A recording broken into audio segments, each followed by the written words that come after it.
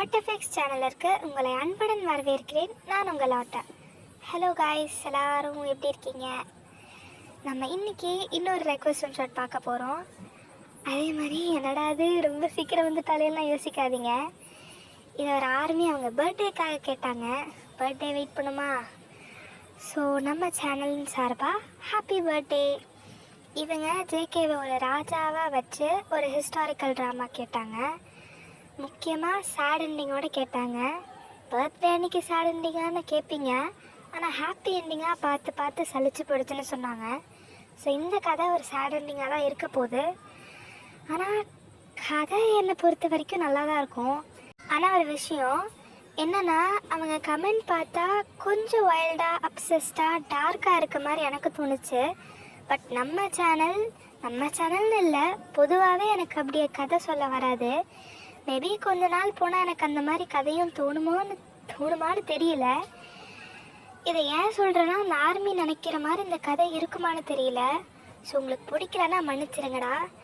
நம்ம அடுத்த பர்த்டேயில் தரமாக செஞ்சு விட்ருவோம்.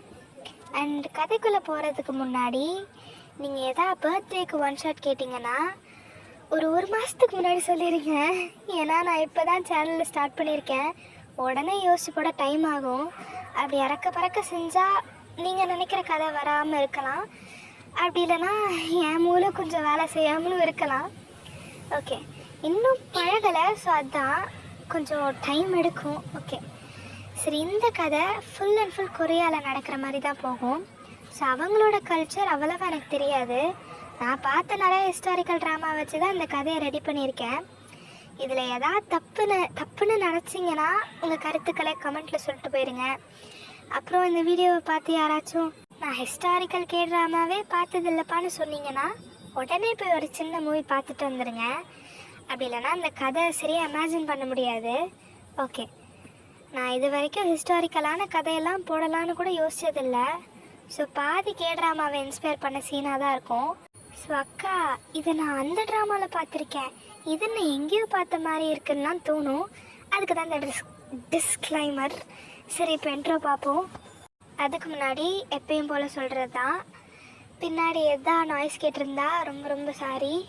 Okay, intro. நீங்கள் மயன், உங்கள் கேரக்டர் எப்படின்னா ரொம்ப கைண்ட், கொஞ்சம் ஆம்பிவர்ட். அதாவது தெரிஞ்சவங்க கிட்ட ரொம்ப ஜாலியாக இருப்பீங்க, தெரியாதவங்க கிட்ட கப் சுப்னு இருப்பீங்க.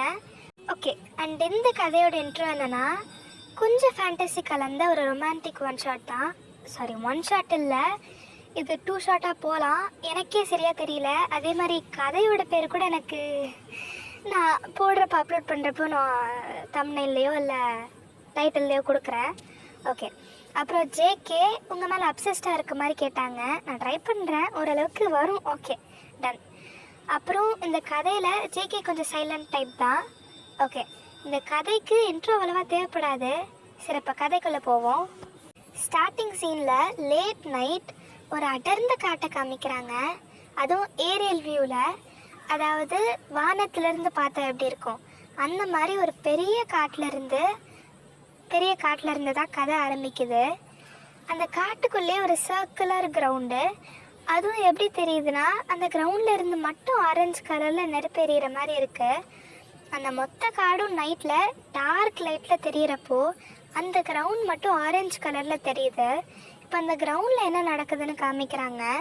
அங்கே பார்த்தா கிட்டத்தட்ட 10 சாமியார் மாதிரி மாங்க்ஸ், அதாவது புத்த மதத்தில் ஒரு சில முனிவர்கள்லாம் காவி துணியை போட்டு மொட்டை அடிச்சிருப்பாங்கல்ல, ஸோ அவங்கள மாதிரி ஒரு குரூப் ரவுண்டாக சுற்றி உட்காந்து தீவிரமாக ப்ரே பண்ணுறாங்க. அவங்களுக்கு நடுவில் சின்னதாக தான் நெருப்பெரியுது, ஆனால் அது அந்த கிரவுண்ட் முழுக்க லைட் தெரியுது. நான் சொன்னேன்ல, மேலே இருந்து பார்த்தா அது மட்டும் தனியாக தெரியுதுன்னு. ஸோ அந்த அளவுக்கு பிரைட்டாக இருக்குது. அதே மாதிரி அந்த முனிவர்கள் எல்லாம் விடாமல் மந்திரம் சொல்லிகிட்டு இருக்காங்க. அங்கே இன்னொரு 4 பேர் 4 கார்னரில் மூலம் தட்டுறாங்க. பார்க்கவே ஒரு க்ரீப்பியான வைப் தான் தருது. இப்போ சைமல்டேனியஸாக இன்னொரு பக்கம் ஒரு பெரிய அரண்மனை, கொரியா நாட்டை ஆள்ற ராஜாவோட அரண்மனைனா எவ்வளோ பெருசுன்னு யோசிச்சுக்கோங்க. இப்போ அங்கே ராணியோட ரூமை காட்டுறாங்க. ராணியோட ரூமே பெருசாக தான் இருக்கும். அந்த ரூமில் இருந்து ராணி கத்துற மாதிரி சத்தம் கேட்குது. வெளியே இருக்க மேட்ஸ் எல்லாம் பரபரப்பாக சுற்றிட்டு இருக்காங்க. கிண்ணத்தில் தண்ணி எடுத்துகிட்டு போகிறதுன்னு பரபரப்பாக துணி எடுத்துகிட்டு வரதுன்னு ஓடிட்டே இருக்காங்க. பார்த்தா நம்ம ராணிக்கு பிரசவம் பார்க்குறாங்க போல. இப்போ உள்ள பிரசவம் பார்க்குற பாட்டி குழந்தைய கையில் தூக்கி, இந்த ஏழைங்களோட பசியெல்லாம் தீக்க வந்துட்டாயா என் ராசா. அப்படியே ராணியும் குழந்தைய பார்க்குறாங்க. அதோட அந்த சீன் கட் ஆகுது. இப்போ ஒரு மினிஸ்டர் வீட்டில் காட்டுறாங்க. அவரோட கார்டன் ஏரியாவில் அங்கே இங்கே நடந்துகிட்டே இருக்காரு. அப்போ ஒரு வேலையாளி ஓடி வரான். வாடா வாடா, அங்கே சடங்கெல்லாம் நல்லபடியாக தானே போகுது? ஆமாம் முதலாளி, சரியாக தான் நடக்குது. அதே மாதிரி நம்ம ராணிக்கு ஆம்பளை குழந்தை பிறந்திருக்காமா. சே, நினச்சேன் ஆம்பளை தான் பிறக்கும்னு. ஆனால் பொண்ணா பிறந்திருந்தா நல்லா இருந்திருக்கும். இப்போ அந்த மினிஸ்டர் வீட்டுக்குள்ளே போகிறாரு.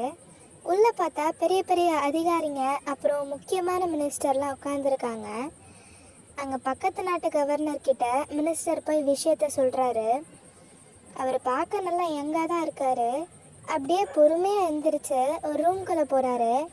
அங்கே ஒரு வயசான அம்மா படுத்த படுக்கையாக இருக்காங்க. அவங்க பக்கத்தில் உட்காந்து அவங்க கையை அவரோட கைக்குள்ளே வச்சு, மா நீ பயப்படாத, எல்லாம் நல்லபடியாக தான் போகுது. கண்டிப்பாக என் தங்கச்சியோட வாரிசு அந்த நாட்டை ஆழ போகிறான். நீ அனுபவிச்ச வலிக்கெல்லாம் அவன் பழி வாங்குவான். அப்படியே அந்த சீனும் பிளாக் அவுட் ஆகுது. கொஞ்சம் வருஷம் கழித்து அந்த குழந்தை வளர்றான். அதான் ராணியோட பையன். இன்னும் சின்ன பையனாக தான் இருக்கான். அவன் கார்டனில் விளையாடுறத அவங்க அம்மாவான ராணி பார்க்குறாங்க. எப்பயுமே கூட நிறைய சர்வெண்ட் இருப்பாங்கல்ல, ஸோ அவங்க கூட தான் சந்தோஷமாக பையன் விளையாடுறத பார்க்குறாங்க. அந்த பையன் அவன் இளவரசன்னு கூப்பிடுறேன். ஸோ அவன் தனியாக விளையாடல, இளவரசர் கூட அவரை விட கொஞ்சம் பெரிய பையன் அவனும் தான் விளையாடுறான். அவனும் ராஜா உடைய தான் போட்டிருக்கான். இப்போ இந்த பசங்க விளையாடுறத அதை பார்க்குற ராணின்னு எல்லாரையும் கொஞ்சம் தூரத்துல இருந்து இன்னொருத்தவங்க பார்க்குறாங்க. அவங்களும் பார்க்க ராணி உடைகள் தான் போட்டிருக்காங்க. கூட 4 மெய்டும் இருக்காங்க.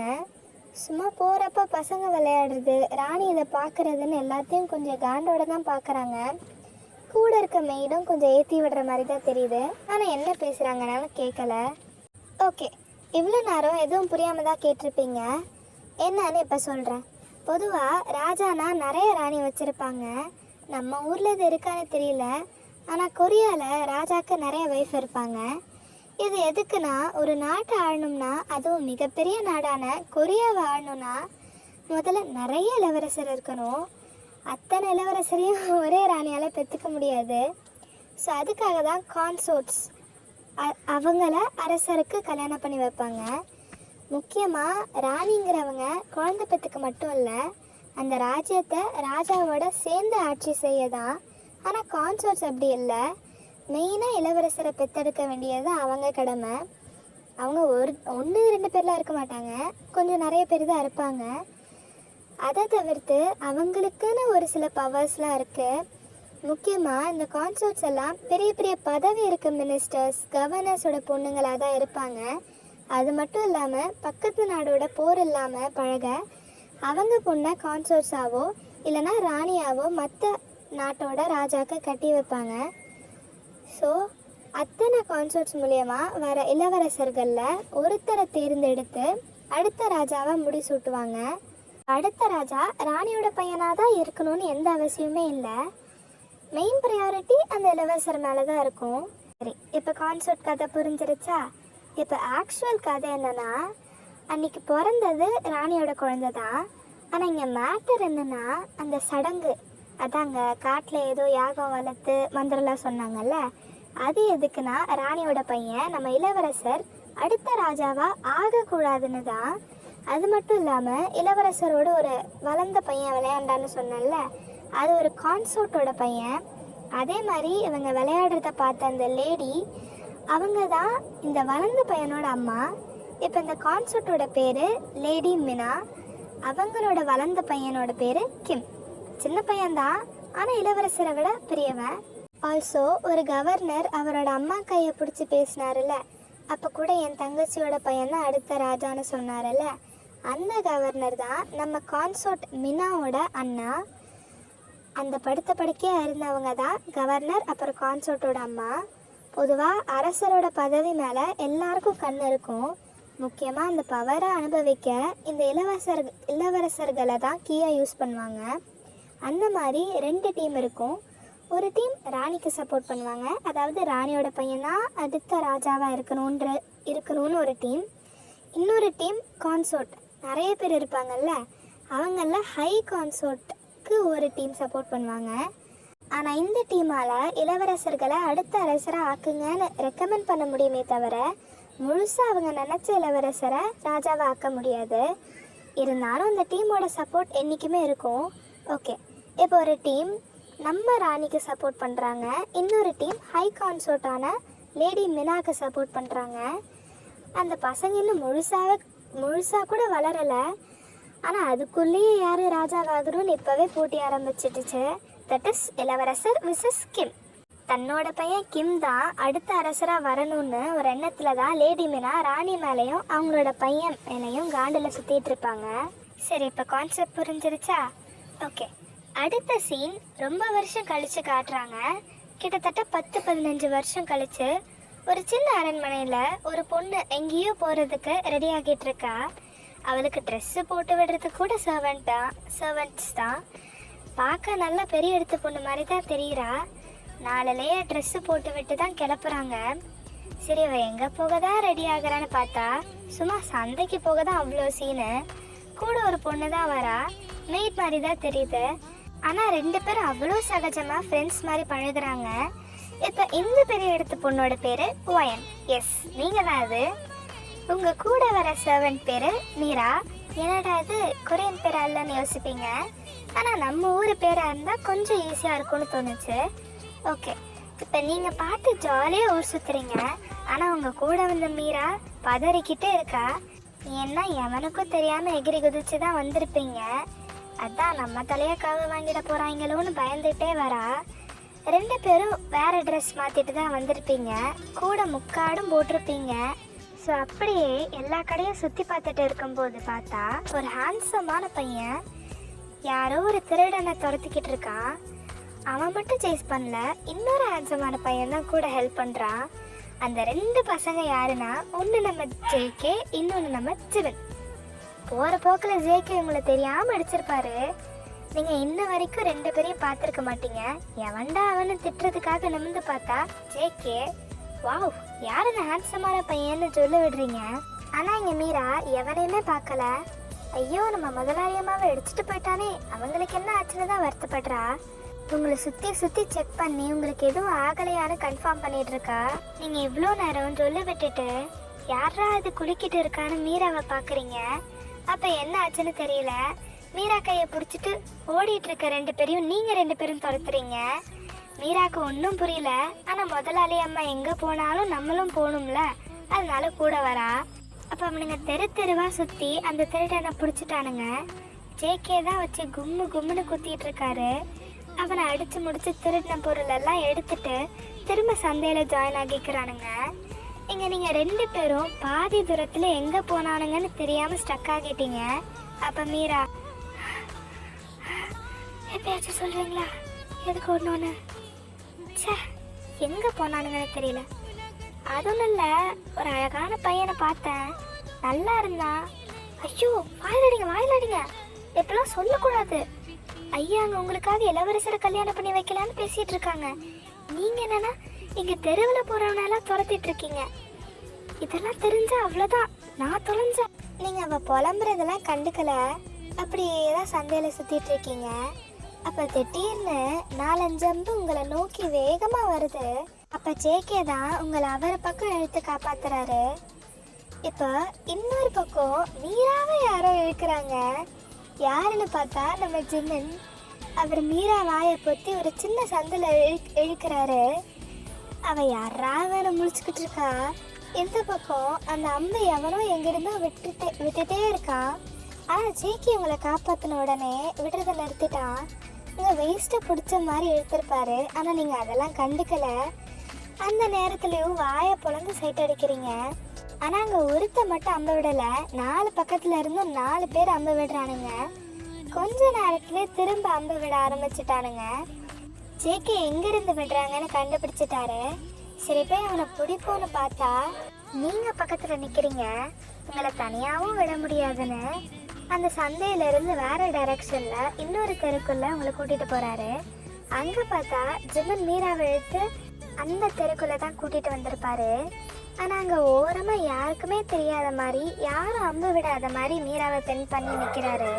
மீராவை காப்பாற்றணுமேனு கொஞ்சம் ஒட்டி தான் நிற்கிறாரு. ஆனால் முடிஞ்ச அளவுக்கு கேப் விட்டு நிற்க முடியுமானதான் பார்க்குறாரு.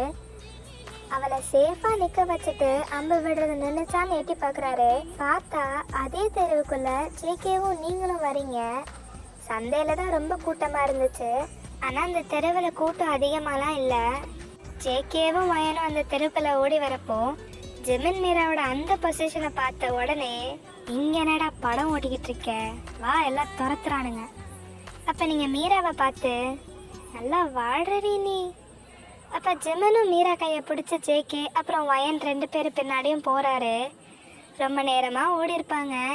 சரி, ஒரு இடத்துல நிற்போன்னு நின்னா எவனும் துரத்துற மாதிரி தெரியல. அப்போ அங்கே தனியாக ஒரு சின்ன கடை தெரியுது. நீங்கள் என்ன நினச்சிங்கன்னு தெரியல. அந்த நேரத்தில் மீராவை கூட்டிகிட்டு கடைக்கு போகிறீங்க. உள்ளே போனால் எல்லாமே காஸ்மெட்டிக்ஸ் தான். அது மட்டும் இல்லை, நிறையா பொண்ணுங்க யூஸ் பண்ணுற பொருட்களாக தான் இருக்குது. ஆனால் நீங்கள் அதுலேயும் பார்த்து ஒரு கீ செயின் மாதிரி இருக்குது. அதை தேடி கண்டுபிடிச்சி எடுக்கிறீங்க. மீரா எதுவும் பண்ணலை, வேடிக்கை பார்த்துட்டே தான் கூட வரா. நீங்கள் அவளை எதை எடுத்துக்கோன்னு சொல்கிறீங்க, ஆனால் அவள் வேணான்னு சொல்லிட்டா. அந்த கடையில் அத்தனை பொருள் இருந்தும் நீங்கள் ஒரே ஒரு கீ செயின் மட்டும் வாங்கிட்டு வெளியே வரீங்க. ஜேகேவும் ஜிம்மனும் இவளுங்க என்னதான் பண்ணுறாளுங்கன்னு உள்ளே வந்து பார்த்துருப்பாங்க. ஆனால் சுற்றி பார்த்துட்டு வெளியே வந்துட்டானுங்க. இப்போ நீங்களும் மீராவை கூட்டிகிட்டு வெளியே வரீங்க.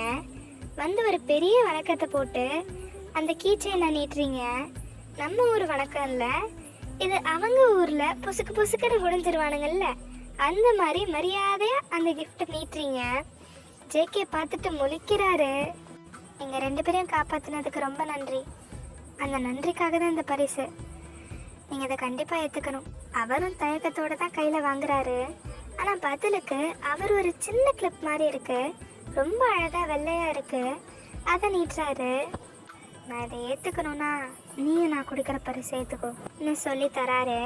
இப்போ இந்த வணிக பரிமாற்றத்தை பார்த்த ஜிமின் அவரோட சார்பாக ஒரு கொண்ட ஊசி மாதிரி அழகாக இருக்குது, அதை நம்ம மீராக்கு தராரு.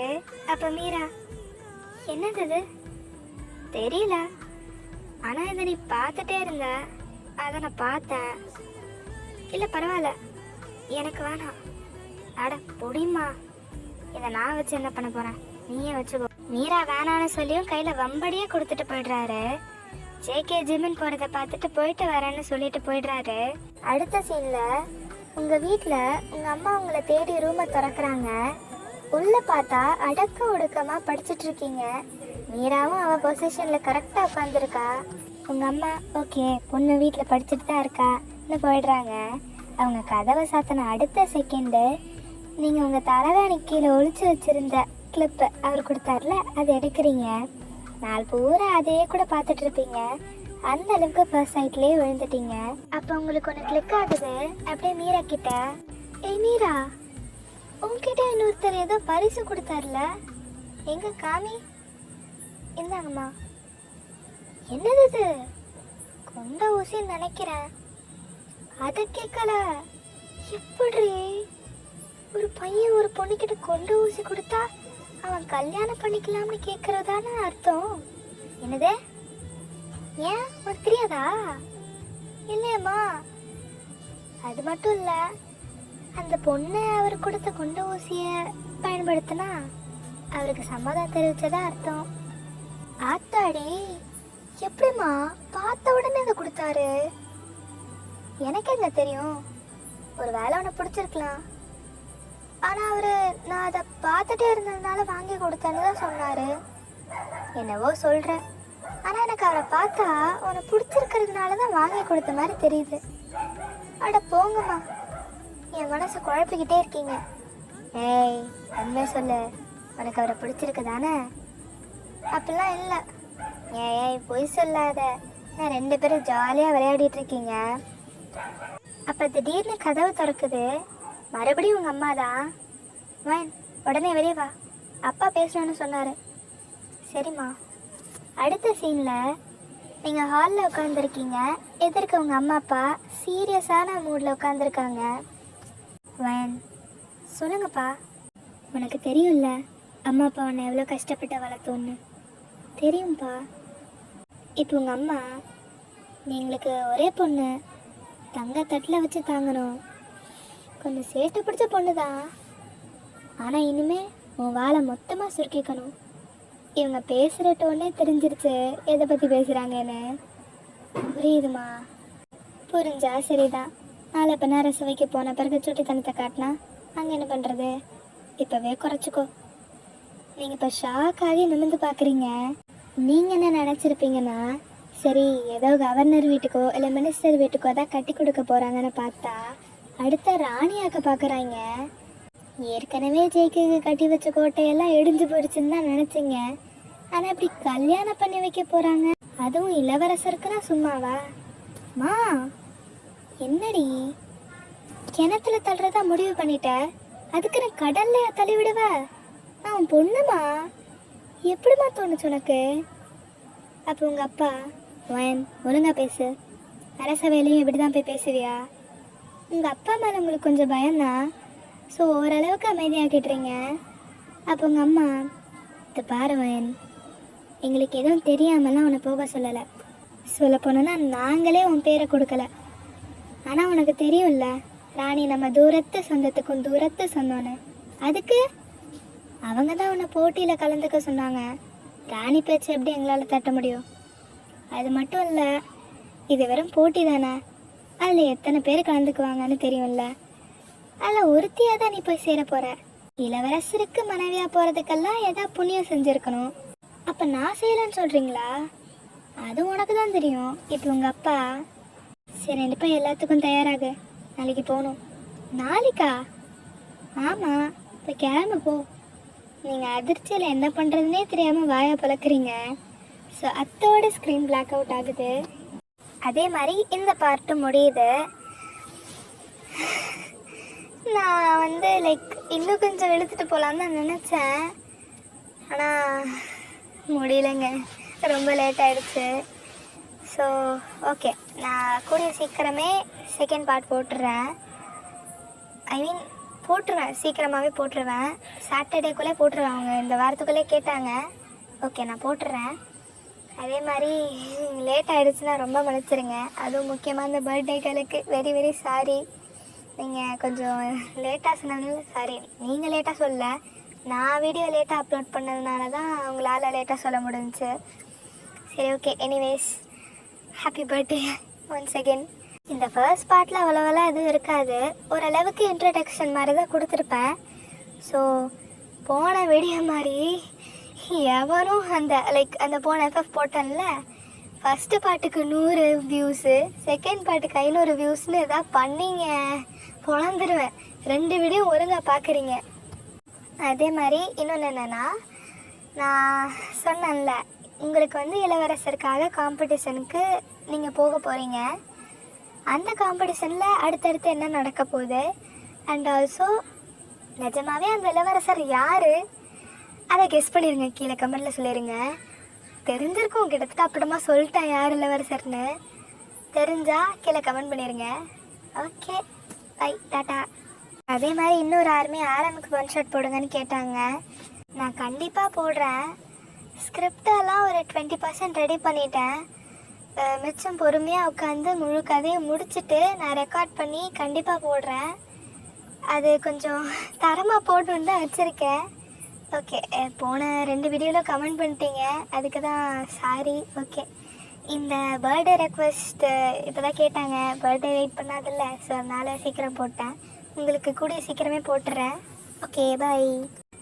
அத்துடன் உங்களிடமிருந்து விடைபெறுவது உங்கள் ஆட்டர்.